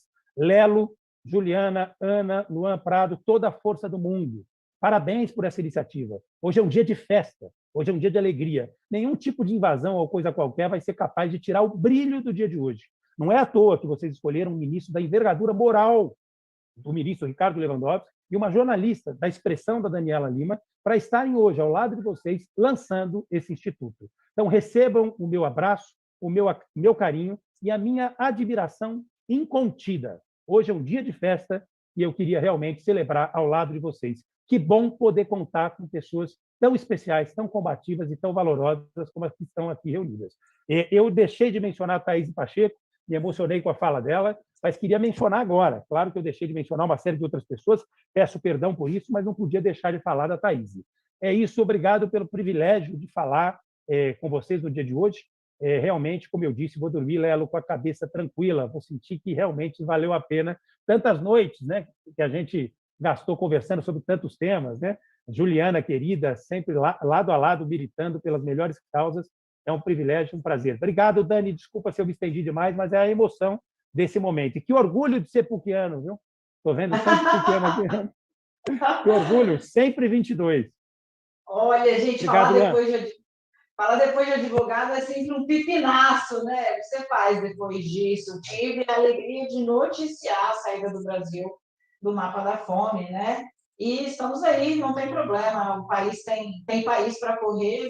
Vamos seguir noticiando. Tem notícia para dar. O importante é isso. Marco, obrigada pela fala. Agradeço muitíssimo. Não se estendeu. Trouxe pontos importantes aqui. Inclusive no que diz respeito ao desafio, né? Ao desafio, a Juliana falou bastante disso, o Marco traz um complemento dessa necessidade não só de conscientizar o direito, de que ele muitas vezes precisa ser melhorado, aprimorado, para que seja direito de fato, né, para todos, mas também de conscientizar o sujeito que tem o direito e não sabe exercer ou buscar o direito, né? Infelizmente, nossa estrutura de defensoria pública no Brasil ainda é super enxuta, é pouca gente, trabalha muito, mas é pouca gente para dar conta da quantidade de casos, exatamente porque, como o Marco falou, infelizmente, uma parte da operação, uma parte do braço da justiça, que é a justiça que condena, e é importante que a gente saiba que é apenas uma parte, né? É só um tranco, um galho, numa árvore muito mais frondosa, ela tem uma vista míope mesmo, pretos, pobres e periféricos. Não tem ainda defensor que dê conta disso. Daí o valor de você criar sujeitos cientes de seus direitos. E muita gente pode ajudar nisso, né? O Instituto Direito e Periferia está aí, tem parceiros, eu chamo aqui, então, o Guilherme Silva, ele é coordenador de fomento da Fundação TID Setúbal, acredito que já está aqui conosco, e acho que pode contribuir não só para falar um pouco sobre a importância e o espaço que se tem para um instituto que se propõe a fazer o debate e atuar na mão dupla, né, que é o que marca para mim o direito e periferia, atuar tanto no sistema quanto em loco, dentro de casa, de quebrada em quebrada, como disse o Lelo, né? Mas também da dificuldade, né, de qual é o trabalho, qual é o espaço no Brasil para isso. Será que o Guiné está com a gente já consegue trazer ele para cá, Guiné Silva, de novo, né, de coordenador de fomento da TID Setúbal. Será que ele está aqui conosco? Estou por aqui sim, Dani, já estou aqui já. Maravilha, muitíssimo boa noite, bem-vindo. Boa noite, Dani, boa noite a todos, todas e todes. É uma alegria poder estar aqui representando a Fundação TID Setúbal, né, nesse dia de festa, de celebração, que é o lançamento do Instituto Direito e Periferia. É uma instituição muito importante, né, diante do contexto que a gente tem vivenciado no Brasil, né, e principalmente nas periferias, que tem sofrido demais aí com uma série de perdas de direitos, tem agravado, né, ainda mais com a pandemia e com todas as políticas, né, de desmonte dos direitos que tem afetado as populações empobrecidas no Brasil todo, né? E eu queria trazer, acho que, um olhar a partir da perspectiva assim, do papel, né, das fundações, institutos, né, nas periferias, porque a gente parte, né, muito de um trabalho dos últimos 15 anos, né, a partir da Fundação Tite Setúbal, entendendo que essa presença diária nos territórios, né, então olhando muito para esse papel do Instituto, né, que atua na defensoria, mas também tem um papel de atuação conjunta com as periferias, sejam as pessoas, as organizações, ela vai permitir conhecer, né, e reconhecer uma periferia também potente, né, não só aquela periferia na perspectiva da carência, mas uma perspectiva também da potência, da criatividade e da capacidade de renovação e inovação nesses territórios, né? Por outro lado, é importante também entender que não dá para a gente mascarar que há, de fato, uma segregação entre centro e periferia que reforça uma desigualdade, que reduz as oportunidades sociais e econômicas para quem vive nas regiões da cidade, e destacando também a importância, né, de tê-las como centro, como prioridade, tanto no orçamento público, né, nas ações de investimento social privado, mas também na construção de políticas e na garantia de direitos, né, quando se pretende uma busca pela equidade e pela igualdade nos territórios. Mas é importante, acho que nessa atuação de parceria conjunta, acho que a gente poder perceber que as periferias elas são múltiplas, né, com características que se aproximam e também as diferenças que as tornam únicas, né? Por isso que a gente entende, né, a partir desse trabalho, né, potencial de um instituto como Direito e Periferia, que é importante ter, assim, o Frim fala de uma premissa que o território importa, né, e que ele tem que ser a diretriz nessa atuação institucional do Instituto. Nesse sentido, eu acho que é importante também iniciar uma atuação, né, nos territórios com a perspectiva de conhecer também e apoiar outras iniciativas no enfrentamento das desigualdades, realizando sempre ações articuladas com diferentes agentes periféricos, atuando em diferentes territórios pelo Brasil inteiro, e vale destacar que nesse movimento, né, nessas articulações, esses encontros que acontecem entre diferentes atores da sociedade, nos apresentam uma série de possibilidades, né, que vão nos encaminhando e nos mostrando a importância de também não querer reinventar uma coisa que já existe, né, de não querer reinventar uma roda, né, mas poder potencializar de fato aquilo que já existe nas periferias, né? Ou seja, você ter um trabalho de reconhecimento das potências do território somado, né, a todo o trabalho de assessoria, de apoio que o Instituto pode proporcionar, ele pode também, de alguma forma, contribuir para uma série de inovações e novos jeitos de fazer, né, que são importantes para serem experimentados a todo momento nas periferias, pelas periferias e com as periferias, né?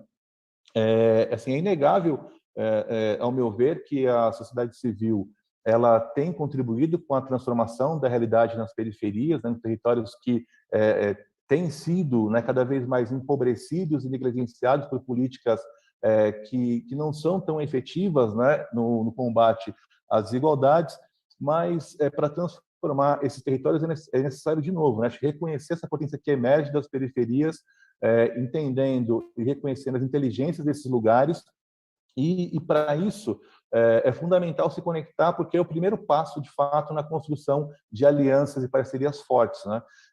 Assim, a partir da perspectiva da Fundação Tite Setúbal, que vem atuando aí há mais de 15 anos, também na articulação dos territórios, né? Na prática, a gente entende que é preciso criar canais de diálogos permanentes, né, contextualizados com lideranças periféricas, nesse movimento do fazer junto, do fazer com os territórios, sempre, né, na construção do enfrentamento das desigualdades, mas também na busca pela garantia de direitos, né? Com a reafirmação de que esse território importa, que é fundamental reconhecer a especificidade de cada território para o enfrentamento das desigualdades e também na busca da garantia de direitos, para a promoção de ações, para o fortalecimento de organizações sociais, redes, lideranças, né, e também para soluções que possam, de fato, potencializar as narrativas e as vozes das periferias urbanas nas mais diferentes frentes pelo Brasil. Eu acho que esse é o recado que eu queria deixar para vocês aqui, né? Acho da importância do Instituto, né, surgindo nesse momento, sempre num cuidado, numa atuação sempre articulada, reconhecendo as especificidades das periferias, né? Enfim, elas são plurais, são múltiplas, né? E reconhecendo essa potência para que se possam surgir ações, né, inovadoras, né, muito potentes, que possam contribuir tanto para garantir direitos, mas também, né, para ações que possam promover aí o desenvolvimento desses territórios a partir da garantia desses direitos. É muito bom. Duas mensagens chaves aqui para mim: território importa, né? E depois você complementa, porque identidade importa. Né? A especificidade, se encontrar e ter ali reconhecida essa especificidade é importante. Agradeço demais sua fala aqui. Acho que a experiência que você traz certamente vai ser útil para o time do Instituto que está nascendo, com uma identidade tão clara e, ao mesmo tempo, tão diversa. A periferia de São Paulo é uma coisa e os desafios são muitos no Brasil inteiro, onde a periferia, a favela é outra. Mesma coisa se você vai para o norte, no nordeste. Então, nós temos diversos tipos, né, de sociedades fragilizadas e isso muda também. Então, o território importa. Muito bom. Quer falar? Estou te vendo aqui. Pode falar. Eu só ia completar que acho que isso que a gente está falando aqui, acho que é importante sempre ter que as periferias, as favelas, as quebradas, né, elas são divergentes e convergentes. Né? Então, estou aqui parafraseando meu amigo Tony Marlon, que utiliza essa frase, né, e eu acho ela muito potente e acho que ela é muito verdadeira para que a gente possa realmente entender as periferias, né, e poder estar em sintonia com o contexto e com as realidades de cada lugar. Então, assim, quero deixar meu abraço aqui para o Lelo pelo convite, para vocês, né? Vida longa para o Instituto de Direito e Periferia e conta com a gente aí nos próximos passos e para o futuro aí da instituição. Muito bem, gente. Guiné, da Fundação Tite Setúbal, ele é o cara que coordena ali o fomento e está aqui dando essa palavra, esse incentivo, um testemunho e caminhos, por que não, né? Eu vou convidar aqui, agora eu vou ficar presa na Juliana Borges, né, porque usou uma palavra tão especial e de uma maneira muito própria, como eu disse, o Brasil de literal está cansativo, e ela foi exatamente no sentido de buscar profundidade, né, camadas. Né? Esse cara é um subversivo, e eu falo que ele é um subversivo porque ele decidiu sair da zona de conforto dele, podia continuar fazendo a crítica social por meio do humor, por meio das plataformas com as quais ele já tinha intimidade, com o público com o qual ele já tinha intimidade.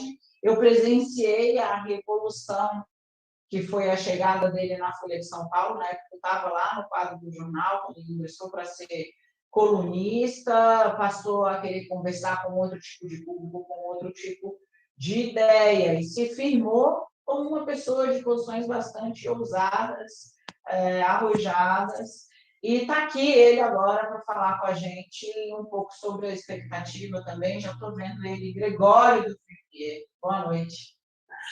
Boa noite, Dani. Muito obrigado pelo convite, por essa fala carinhosa aí. Queria agradecer vocês todos por esse convite e também dar parabéns pela criação de um instituto tão fundamental como esse. Eu não tenho muito a falar, não vou me alongar aqui, que eu estou vendo só tem craques. Nossa, quando estava passando aqui para o lado, stalkeando vocês, e só tem craque, porra, do direito e gente que trabalha, que vê o direito como uma forma de gerar igualdade num país tão desigual. E, pô, muito, muito feliz de estar aqui e feliz com a criação desse instituto. Quero lembrar vocês que tem um crowdfunding, um link aí, não crowdfunding, na verdade, é uma vaquinha mesmo, não é? É um link aí para vocês doarem, todo mundo doar, vou divulgar também na internet, porque esse instituto precisa muito de grana, acho que para ele funcionar nas próximas décadas, quiçá séculos. A gente precisa muito mesmo. Direito de periferia, que união fundamental, urgente nesse país. Infelizmente, quase oxímora, né? Direito e periferia são palavras que, infelizmente, convivem pouco no Brasil de hoje, mas eu acho que esse instituto vai trabalhar e vai fazer com que conviva cada vez mais e virem palavras sinônimas que são um dia. Muito obrigado mesmo, eu vou continuar assistindo aqui vocês, e eu vim só dar boa sorte mesmo, desejar coragem e agradecer pela criação desse instituto, mas sobretudo dar parabéns. Parabéns, acho que é a palavra primeira e fundamental. Parabéns mesmo para vocês, que esse ano aí que venha, 2022, possa nos dar um país mais justo, que a gente finalmente comece a sair desse buraco que a gente se meteu. E eu acho que os advogados, e não só os juízes, os juristas, têm um papel muito fundamental. Tiveram um papel muito fundamental, vi que estava o Felipe Santa Cruz aí também, da OAB. A OAB teve um papel muito fundamental, mas não só, a Kenari, que também estava aí, que eu adoro também. Os juízes tiveram um papel muito fundamental, a justiça virou uma instituição que segurou, acho, muito do retrocesso que esse país podia ter sofrido. Né? Foi o judiciário, com todos os problemas que ele pode ter, ele conseguiu frear muito do avanço mesmo do fascismo, vamos chamar assim, acho que cada um chama de um jeito, não é? Mas enfim, do avanço do retrocesso. Parece inclusive um contrassenso, né? Mas é isso que a gente viveu. É um avanço de retrocesso, é uma grande marcha ré. E acho que os nossos advogados, juristas, juízes, nossos promotores, menos talvez, sem contar com a PGR, é claro, que não dá nem para chamar de aquilo ali, enfim, que é o Poste-Geral da República, né? Fora ele, eu acho que muita gente trabalhou nesse país e continua trabalhando para que o direito continue sendo cumprido, assim, e que seja cada vez mais, na verdade, e avance para lugares em que ele não é, feito a periferia, de modo geral. Então, nossa, muito obrigado pelo convite, parabéns, eu vou continuar ouvindo vocês aí, e obrigado por estar fincando esse pé na democracia e na defesa dos direitos, sobretudo para os mais desfavorecidos. Parabéns mesmo, tamo junto, contem comigo. Um grande abraço, obrigado, Daniela, obrigado a todos vocês. Eu agradeço, Gregório. Tocou em vários pontos, mas um eu considero central. Além das ideias, precisa ter dinheiro para fazer funcionar. E tem uma campanha de arrecadação, é importante que se fale. Agradeço a lembrança do Gregório, que trouxe aí para a gente. A gente vai seguir falando aqui, como o Gregório citou, a gente tem uma série de pessoas ainda para ouvir. E eu estou muito curiosa para ouvir a fala do Mafuane Odara. Lidera uma área importante de recursos humanos para a América Latina na rede social, no Facebook. E aí eu acho que são tantas as camadas da fala que essa fala pode trazer, em especial sobre o papel das redes, né, como talvez motora de direitos e, às vezes, motora também de retrocessos, né, para ficar aí, avanço de retrocesso, para ficar no paradoxo, na contradição que expressa uma linha de entendimento sobre o nosso tempo. Quero ouvir, então, a Mafuane está conosco aqui, boa noite. Estou aqui, Daniela, estou aqui, que honra estar aqui com você, que honra estar com a Juliana, com o Gregório. Eu quero agradecer imensamente esse convite do Lelo, da Thaís, dessa turma incrível que está construindo um processo tão importante. Eu estava pensando, quando eu recebi o convite, né, que eu fiquei super feliz, eu estava lembrando que eu fiz uma pesquisa que olhava, eu sou da área de saúde, eu sou psicóloga, e eu estava olhando, eu estudei se a cor e o sexo dos médicos interferia na relação médico-paciente, porque a gente tem dados que mostram o nível de desigualdade no sistema de saúde. Então, as mulheres negras são as que são menos tocadas pelos médicos, elas recebem 50% menos anestesia na hora do parto, o fato delas serem menos tocadas acarreta no fato, estamos ainda no outubro rosa, embora as mulheres brancas tenham mais chances de ter câncer de mama, as mulheres negras são as que mais morrem. Por quê? Porque como elas não são tocadas, o câncer não é detectado com a devida antecedência para conseguir curar. Então, quando elas chegam, a sobrevida é muito menor. Então, tem uma série de questões. E aí eu estava olhando que nos casos, a gente tem um sistema maravilhoso, que é o Sistema Único de Saúde, e quando você olha para os procedimentos mais complexos, você vai vendo como o sistema vai embranquecendo. Então, por exemplo, os homens brancos são o grupo populacional que mais recebe qualquer tipo de transplante. Tudo isso no Sistema Único de Saúde. E aí, conversando com uma amiga que estuda Direito e Economia, ela mostrou que o Brasil tem mais de 200 mil ações pelo direito constitucional à saúde. Então, assim, é um direito constitucional, só que para você ter acesso a medicamentos raros, a tratamentos caros, você tem que entrar na justiça. Aí você pergunta, onde estão essas 200 mil ações? Nos estados mais ricos, nas cidades mais ricas, nos bairros mais ricos. Alguma coisa está errada. Então, quando eu vejo um instituto com essa envergadura, com essa importância de construir pontes, eu estava lembrando de um outro dado super importante. Eu moro na Barra Funda, em São Paulo, e na minha região, eu fiz uma escolha de colocar os meus filhos na escola pública, porque a escola dos meus filhos não é boa para os meus filhos, ela tem que ser boa para todas as crianças. Então, é uma escolha política colocar na escola pública. A minha filha tem 4 anos, e meu filho, agora ele está com 8, mas nós colocamos na creche pública. Qual é a diferença do meu bairro para a grande maioria? Hoje, em média, no Brasil, a gente tem que esperar mais ou menos são 500 dias. Hoje reduziu um pouco, a gente tem uma média maior, mas são mais ou menos 500 dias. Em São Paulo, a média de espera numa vaga numa creche é 260 dias, quase 270 dias. Quantos dias vocês acham que eu esperei? Nenhum. Eu tenho 4 creches públicas na região onde eu estou.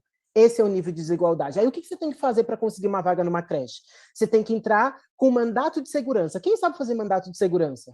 Onde é que você busca? Você mesmo, Daniela, trouxe na sua fala que assim, o nosso serviço público, quando a gente tem um sistema tanto a promotoria quanto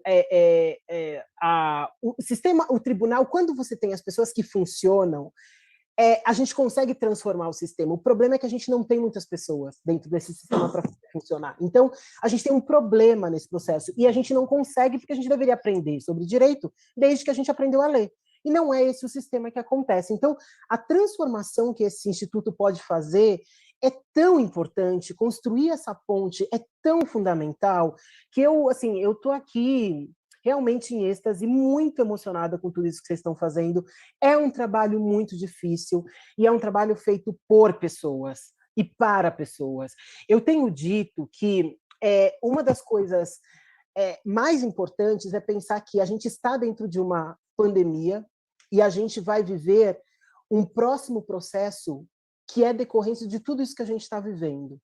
E que se a gente não liderar a próxima revolução, que na minha opinião é a revolução nas relações, a gente não vai conseguir mudar as formas. Então, eu estou aqui desde o começo, eu vi o ataque acontecendo, eu vi a forma de se posicionar, e aí eu quero dizer para você, Lelo, que você não tem nada que pedir desculpa, isso não é um processo seu, isso é um processo nosso. E eu fiquei muito feliz de ver como as pessoas se mobilizaram nesse processo, porque é assim que a gente vence. É assim que a gente vence o ódio, construindo esses espaços de diálogo, porque o diálogo não é uma disputa de tênis onde um ganha e outro perde. O diálogo é a construção de consensos e para que a gente leve a conversa para um próximo nível. É muito mais sobre criar possibilidades do que construir certezas. Essa é a proposta desse lugar. Então, eu fico super feliz, porque quando a gente olha tudo que a gente está fazendo, toda a transformação que a gente está propondo e que vocês estão propondo, e eu já me coloco nesse lugar, né? Você falou sobre o papel, né? Nós, no Facebook, a gente tem uma missão que, enfim, né? É para isso que ela serve, né? Para que a gente continue caminhando nesse sentido, que é dar o poder das pessoas construírem comunidades, é isso que a gente está dizendo. A comunidade, o poder da coletividade é incrível. Eu acredito que o futuro é humano e coletivo. Isso que vocês estão construindo é muito importante. E mais do que isso, a gente precisa aproximar o mundo. E para aproximar o mundo, a gente precisa aprender a dialogar. Aprender a construir essa conversa, não entendendo que as opiniões que divergem do que a gente acredita, elas se tornam as nossas inimigas, mas elas nos ajudam a ver pontos de vista que a gente não está olhando. Porque, no final de tudo, para mim, o trabalho que a gente faz, todo o trabalho, não importa se você faz um chip de computador, se você é uma rede social, se você cria conexões, é sobre e para pessoas. Todas as tecnologias, todos os produtos são sobre e para pessoas. Tudo que a gente faz na vida, as nossas amizades, a construção da transformação que a gente acredita. Eu sou uma apaixonada pela transformação. Eu sou uma idealista, literalmente, desde que eu nasci. Eu venho de uma família de ativistas. Meu pai foi convidado para ir para o meio de uma guerra civil, quando eu tinha 2 anos de idade, para reconstruir Angola, no período de descolonização. E a minha mãe, que era pouco ativista, só que não, falou, já que você vai, eu vou também. E aí lá fomos nós, eu com 2 anos, meu irmão com 4 meses, para o meio de uma guerra. Assim eu fui formada, acreditando que cada um de nós tem a responsabilidade indelegável de mudar o mundo. E eu sou uma ativista consciente desde que eu tenho 10 anos de idade, construindo o processo de transformação. Então, contem comigo.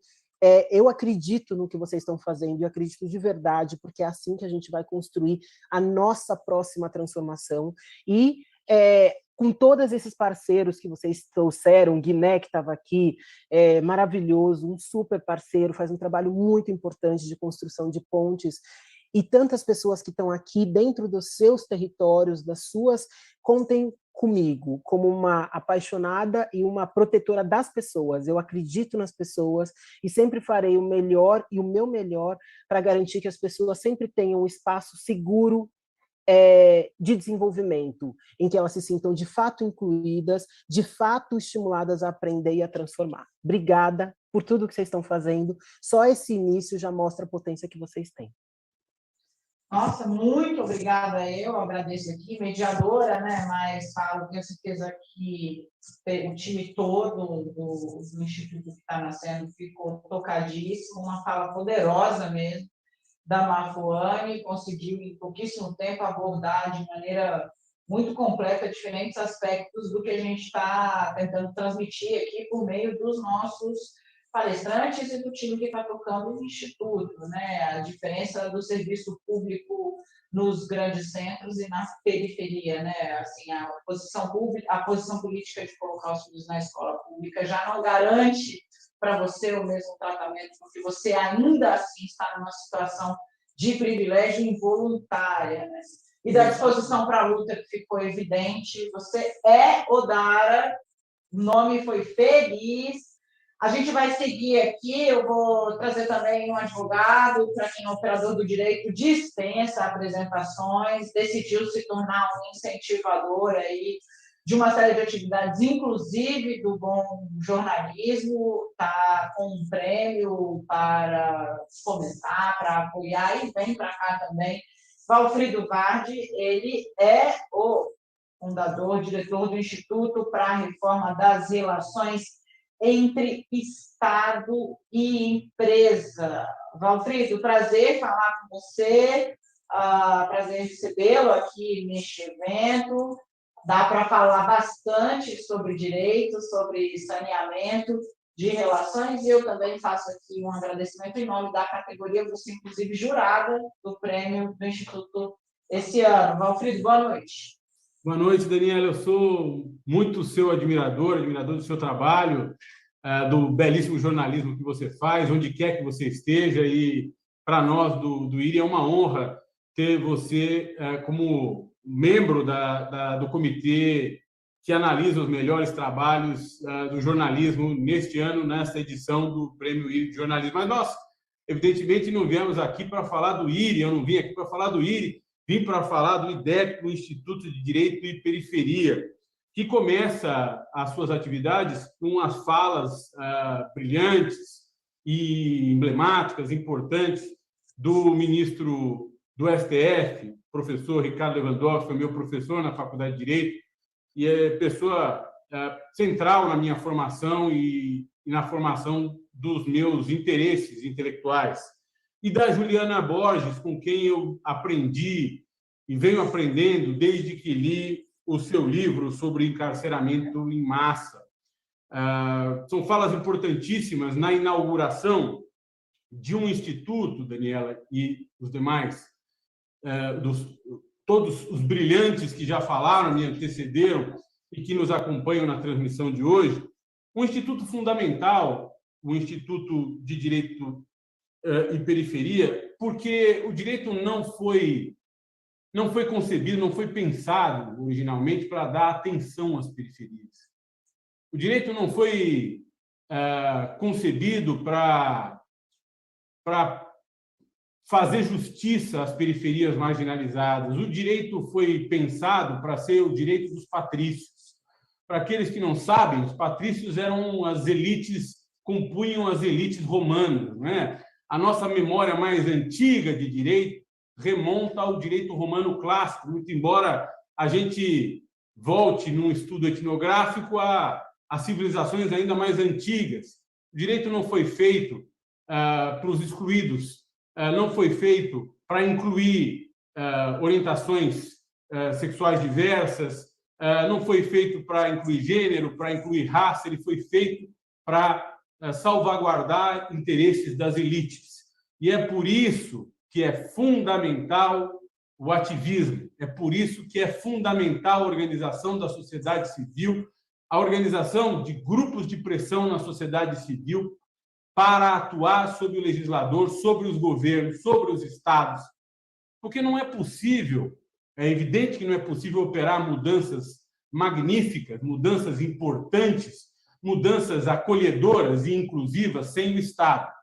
Mas o Estado não vai mover suas engrenagens pesadas se nós não fizermos pressão sobre o Estado, sobre os agentes de Estado, sobre as razões de Estado, se nós não instruirmos com o grito do povo, com os clamores do povo, o interesse do Estado. E é, portanto, sob essa lógica, a lógica de um sistema de justiça que atende às elites, que serve para estabilizar trocas econômicas, não raro ou com frequência, trocas econômicas desiguais em favor do grande capital, é nesse contexto desse sistema de justiça que nós temos que atuar para alterar, para transformá-lo, para fazer transformação social, porque o direito ele é um instrumento bionívoco. Ele aprende da sociedade e ele transforma a sociedade. Ele é uma via de duas mãos.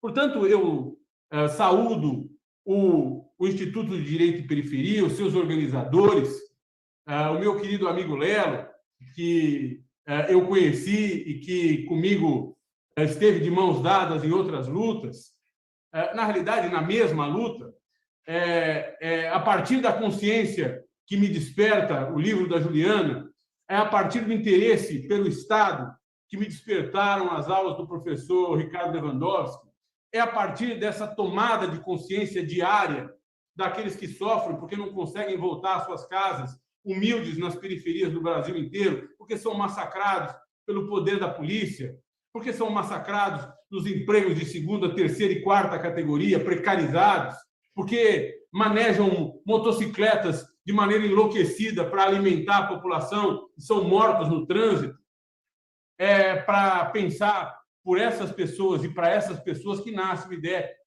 uma iniciativa que o IRI, e agora eu posso falar do IRI, apoia e apoiará com todas as suas forças.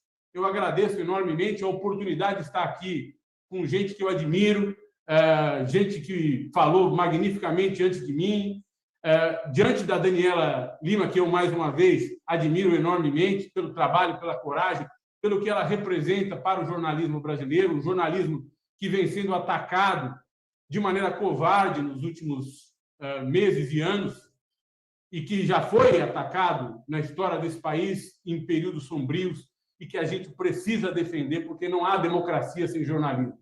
Muito obrigado, essa é a minha fala, é a minha singela contribuição. Manfredo, eu que agradeço, claro, em meu nome, depois vou dar uma palavra com todos vocês que têm sido muito generosos. De novo, ressalto o apoio e o suporte ao jornalismo, ele é importante. E a fala felicíssima que mostra o tamanho do desafio que vem por aí, que o Instituto Direito e Periferia está abraçando na largada. porque o nome já dá o tamanho da empreitada. E assim que vieram falar comigo, eu falei, nossa, que genial, luta, pedreira para subir, mas o pessoal tem bastante perna aqui, pelo que eu estou vendo. Gente, a gente vai trazer ainda, depois eu tenho uma série de agradecimentos para fazer, mas a gente vai trazer ainda uma fala também de um advogado formado na USP também, provavelmente também foi aluno do ministro Ricardo Lewandowski. Ele teve uma atuação muito forte num período bastante arrojado, de políticas arrojadas do Ministério da Justiça, trabalhou lá, foi secretário, hoje é diretor para a América Latina da Open Society. A gente vai ouvir uma mensagem que o Pedro Abramovay deixou aqui para o lançamento do Instituto de Direito e Periferia. Vamos lá.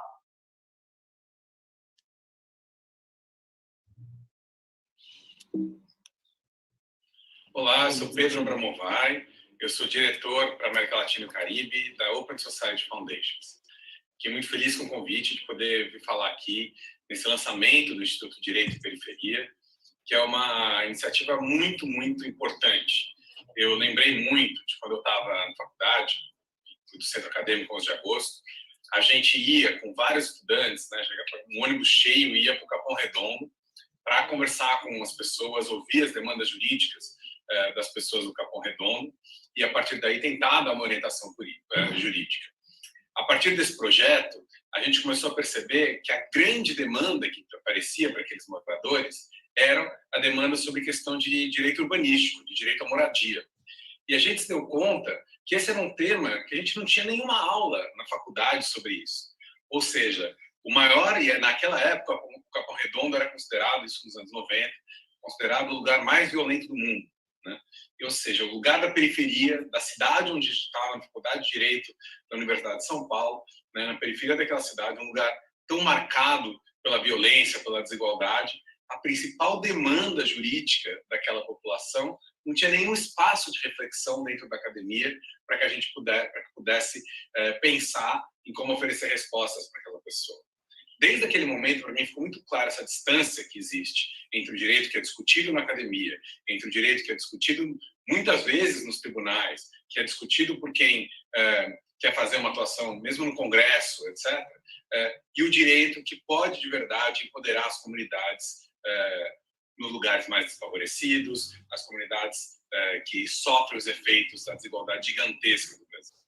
Então, desde aquele momento, para mim, ficou muito claro que a gente precisa conseguir lidar com esse abismo que existe entre o direito que pode emancipar essas comunidades, que pode ajudar os mais vulneráveis a desfrutar dos sonhos e das promessas que a Constituição traz, e o direito que serve apenas para manter os mesmos de sempre, os donos do poder, no seu lugar.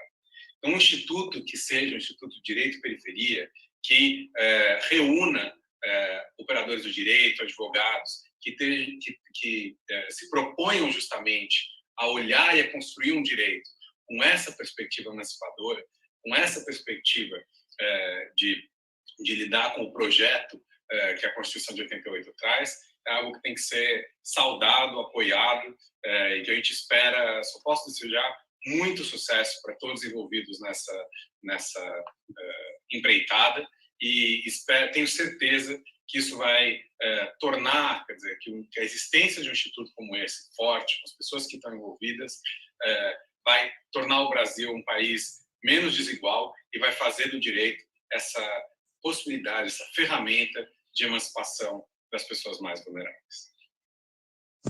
Muito legal, ferramenta de emancipação, acho que todo mundo me ouviu.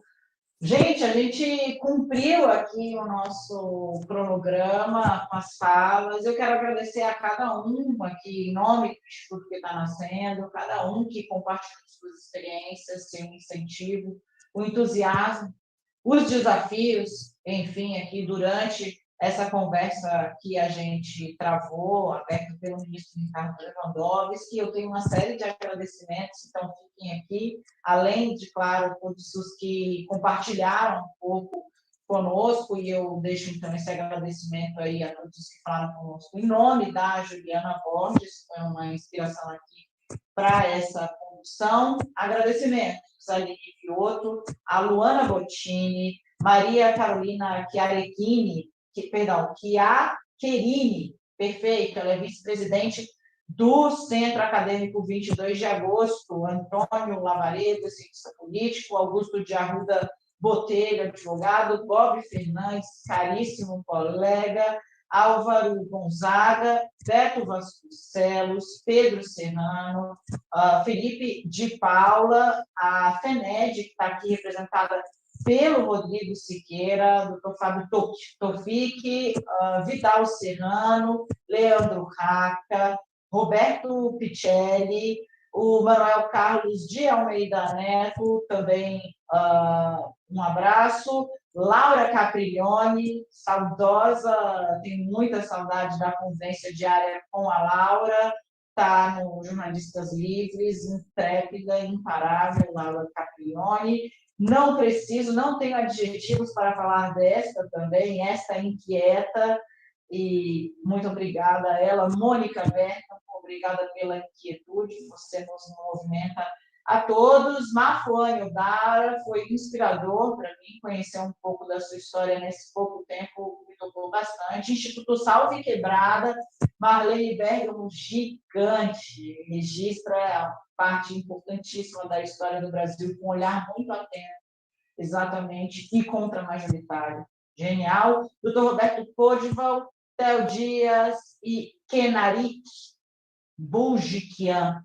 Caros, eu encerro por aqui, não sei se o Lelo quer fazer mais alguma palavra, quer fazer mais alguma manifestação. Se não, eu quero agradecer muitíssimo o convite, além, claro, das gentilezas, porque todos são muito gentis. Eu queria dizer que eu aprendi nesse evento hoje. É um prazer ver o nascimento do IDEP. Oxalá tenha não só sorte, sucesso, mas consequência, né? Que é o que todos nós esperamos. Se o Lelo não for voltar, eu já me despeço de vocês aqui. Lelo, quer dar um tchau?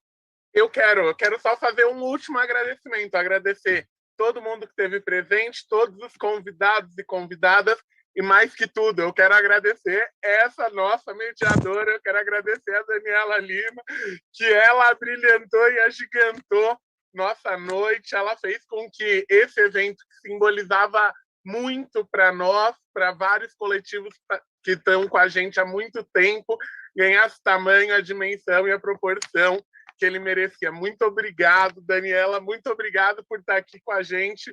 Você não tenho palavras, eu não consigo explicar a minha felicidade, a gratidão que a gente vai ter com você hoje e daqui para frente, para sempre. Obrigado por essa noite, vai ficar marcada aqui na história do nosso instituto. Obrigado, pessoal.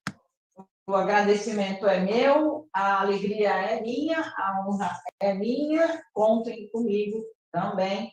A gente está aqui hoje e eu espero estar também ainda atuando bastante para poder noticiar as consequências do trabalho de vocês, que eu tenho certeza os frutos, eles virão e serão palpáveis. Gente, muito boa noite, sextou então, hein, para todo mundo.